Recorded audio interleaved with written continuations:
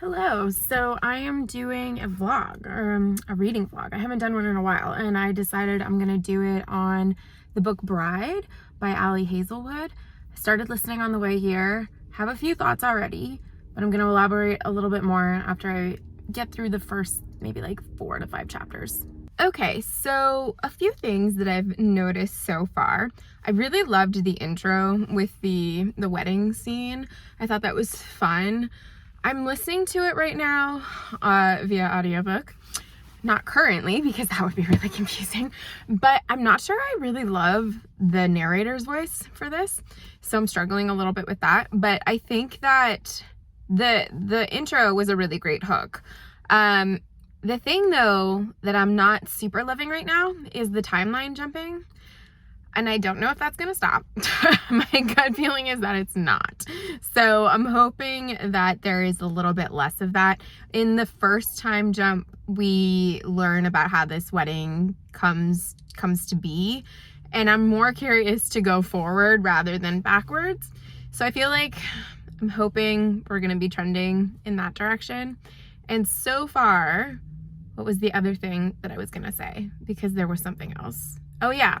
The audiobook is not aligning on Audible, which is really interesting. It tells me I'm on chapter 4 on Audible, and then they just said chapter 2 in the listening. So I'm curious if that's why that's a thing. But needless to say, I think it's going to be a fun book. The baseline premise of the fact that humans, werewolves, and vampires all sort of coexist, but they don't really coexist, I like. One thing that I always do find really fascinating and funny when you're dealing with vampires is the fact that there's usually this concept that vampires can be born and made. And I'm like, who's birthing vampires? Doesn't that kind of defeat the purpose? Aren't they sort of supposed to be dead? How are they growing life? So that to me is always really, really fun. But yeah, I feel like it's gonna be fun. So I'll keep you updated. Okay, so I'm a bit further into the book. I think it's pretty clear that these two are mates, and he's playing it off like they're not for some reason. Not sure why so far. I am finding it interesting, the inner relationships between the different groups of people, specifically the werewolf and vampire relationship. I feel like humans are kind of less in the picture right now. It's a weird world because like they're paired up together, but then they can't reproduce together type thing. So I'm kind of struggling on like the logic side of it, but I feel like these types of books are just meant to sort of be popcorn for your brain and brain candy. And I'm maybe being a little too analytical about it. I'm not really sure. I can confirm that I do not like the narrator for the audiobook, but I'm still going to listen because I think it's a fun story. But yeah, I'm curious to see where it goes. Okay, it's morning, if that's not clear.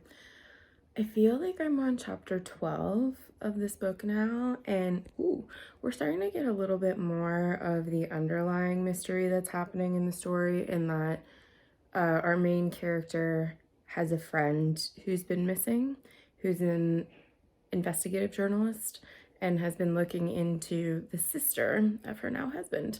So that's developing. They're starting to work together a little bit more. We're getting a little bit more of their dynamic. I'm not sure why he's fighting telling her stuff. Like, I'm still not there. And the narrator's still really bothering me. But I'm still having a good time. So we're gonna keep going.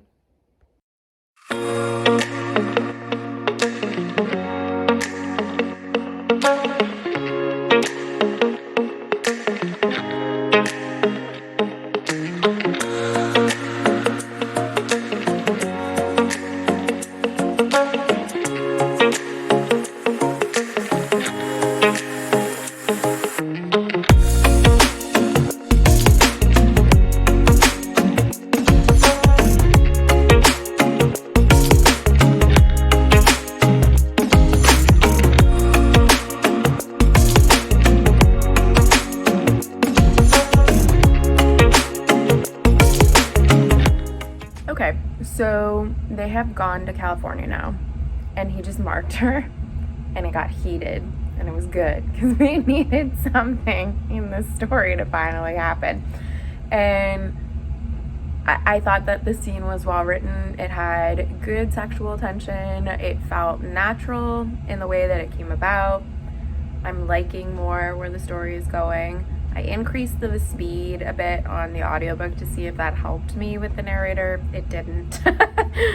But I'm curious to see what's happening now, especially because they're starting to talk about mates more, and they've gone to see this woman named Emery, who is the former alpha's mate, and there's clear tension there. So stuff should be happening pretty soon. And this is Penny behind me. She's having a good time.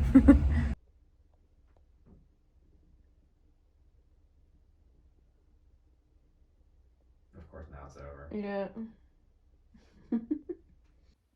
Okay, so Misery and Lo went to that former Alpha's house, and they were digging into the information there because they think she's involved with this conspiracist group that's been doing all this bad shit.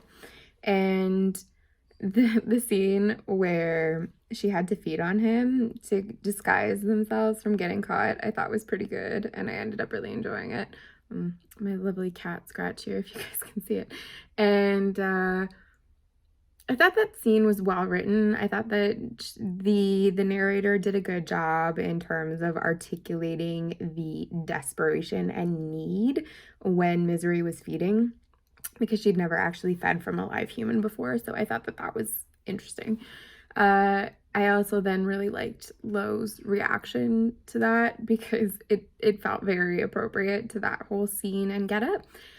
I like too how close Misery and Anna have gotten, and how Anna really gravitates towards Misery, or Marcy as she likes to call her, just because they both are kind of similar in the way that they grew up without having a family, but had a family, and that Misery had her best friend, and that Anna has Lo and his pack. You can see all this cat hair on me as I'm talking. I swear, owning cats and wearing black is like a disaster waiting to happen, but that's besides the point. And you can see that the relationship is slowly starting to build between Lo and Misery. And then Misery was poisoned, I assume, passed out and fell to the floor. And that's where I'm at now. So we'll see how it keeps going. Okay, so I am at least 75%, I want to say, through the book. They have done stuff together, and I can't tell yet if I find the dialogue to be a bit cringy between the two of them. My general understanding is that Misery hasn't been with anybody else before, so it's all really new to her, and I feel like that part of it works, and I feel like that's a pretty common trope within romantasy, is that you have a virgin female character or a virgin male character in some of them that I've read, like Flesh and Fire, that series by Jennifer Armentrout. So it's fine. It just feels a little bit overused, I would say, in the genre. It's not my favorite, but it's fine. But the language that Lo uses is a little bit cringy for me. I don't know if I love it yet. But I will say that I do think the audiobook narrator really does a good job during those scenes. So that's a bonus for her. They are at this point of the story where they're trying to find her friend, and I'm just not invested in that part of the story. And I feel like I should be, because the book's almost done. So I'm much more interested, I feel like, in the relationship dynamics between the weres, the vampires, and humans. And we really haven't had much of that, just because I think our main human character is the friend that's missing. And she really hasn't been involved. So that's been kind of unfortunate. I feel like that was probably a missed opportunity that we could have had here. Just really showcasing how it is that these groups do not get along. Oh, this fun little baby hair that's growing back in here. Postpartum hair loss, guys. It's really, really fun. So I'm curious to see how that's going to come about. I feel like Misery's humor is hit or miss for me depending on the circumstance and who she's interacting with. When she met Anna initially, I thought it was very funny that she couldn't tell if this kid was 3 or 13. Like, she just doesn't understand humans and children at all. And that's something else that I find really funny, is that society is so not intersectional between these groups that Lo doesn't really understand human anatomy, like, at all. It just seems strange when they're basically in human form. Like, I don't know if it's just that we're not really getting enough descriptors of these people. Like, I know he's tall and he's broad-shouldered and muscular and has short hair, but I'm like, that sounds pretty human-like. So where are the distinguishing characteristics here? Because also for Misery, I'm like, she's a vampire, sure, but she's got fangs. But other than that, she looks human, I think. So I'm not really sure. I have to sneeze. Excuse me. So it's just strange. I feel like I'm probably being too analytical for this book, honestly. I just feel like for the romantasy that I've read lately, that it's been a bit deeper. Again, I feel like for the romantasy that I've read lately, it's been a bit deeper and more layered, and it's just not that. And it doesn't have to be that, because not everything is supposed to be that or meant to be that. So I need to remind myself that certain things are just meant to be kind of lighthearted and fun. And this is definitely one of those things, so I am probably being a little too critical and analytical about it. But I am curious to see how it all wraps up in the end, where I land on it. I don't really understand, too, the way that they're weaving this mating thing. If I'm sniffling now and you don't notice, it's because I've cut out my 2 sneezes that I had while I was filming this video. But I feel like they're teasing that Misery is his mate, and then that she's trying to throw you for a loop and be like, oh no, wait, but she's not really his mate. So I'm curious as to how that's going to come about. I hope it's not really lackluster. I hope there's actually something good with that, because it feels like it's kind of been building and getting to this crescendo of this reveal. So I hope it's good. And it's definitely I'm gonna finish it tomorrow. So, because it's like, what time is it now? It's 10:24 p.m. and I've got about another hour and 20 minutes of listening. Probably not gonna stay up till midnight, but you never know. Okay, so I finished and I didn't like it.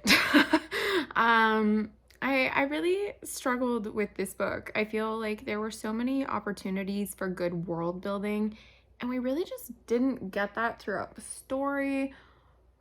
I didn't care about the relationship between her friend Serena and her. It was super underdeveloped. There just really wasn't a lot to go off of at that point. I felt like the language, the sexy time language was so not appealing. And this one word in particular, not, made me very uncomfortable. I did not like it at all. And despite trying to like it, I just cringed every single time I read it, because I then started, immersion reading the audiobook and the ebook. I never got on board with the audiobook narrator. Just didn't jive for me. This is my first story by Ali Hazelwood and will probably be my last, just because I really didn't like this one. I don't like making reviews when I don't like a book. I just feel like this was an opportunity where the author could have done so much, and I don't know why that wasn't the case, because you had a really interesting setup in the sense that you have this world that has wares, vampires, and humans. None of them really intersect with each other. Explore that more. Give us reasoning for that.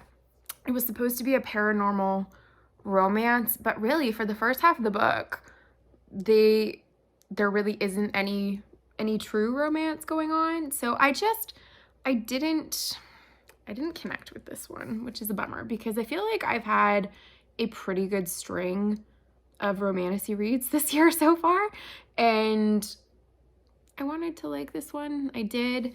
I don't know. I also feel like I'm kind of over the whole vampire werewolf thing in general. I've been on a real fae kick, so maybe that's what I should lean more into. I do think it can be done really well though, because I read From Blood and Ash and the Flesh and Fire series last month, and I really loved those. And those have vampire type creatures in them, so, and werewolf type creatures. So maybe I'm not super over it. I don't know. It just didn't work for me in this book. I really wish that I would have felt connected to the main character. I didn't really feel connected to Misery all that much. Lo did not pique my interest as a love interest for her. The will they, won't they with the mates thing felt almost forced in the end. And then they kind of it felt very jarring in the end with her father basically being the villain. So yeah, it just didn't work for me this time. But if there is a romantasy that you think I should do a vlog about, let me know, because I'm definitely still in my romantasy era and kick and thriving, other than with Bride. So thanks for watching and hanging out with me. Let me know what you thought of Bride in the comments down below. I haven't been able to film all that much in front of my books. My phone cut me off there for a second because it said I was out of storage space, which is probably true because my phone is filled up with all of these audiobooks, but I haven't been able to film in front of my books for the last few days just because we've had company. So hoping to be able to get to do that again in the next few days. Also wondering if I should be putting out a top videos of, or top books of Q1 type thing, or just kind of do my March reading wrap up. I also want to talk about romantasy, guys. Like, people have joked about it with me that the channel is becoming romantasy awash, and it kind of is, but I feel like at some point I'm gonna go back into non-romance fantasy. It's just not the time right now. But as I was saying, if there's a romantasy that you think I should read and vlog about, let me know in the comments down below. If this is your first time here hanging out with me, thanks for spending your time with me, and I'll see you next time. Bye.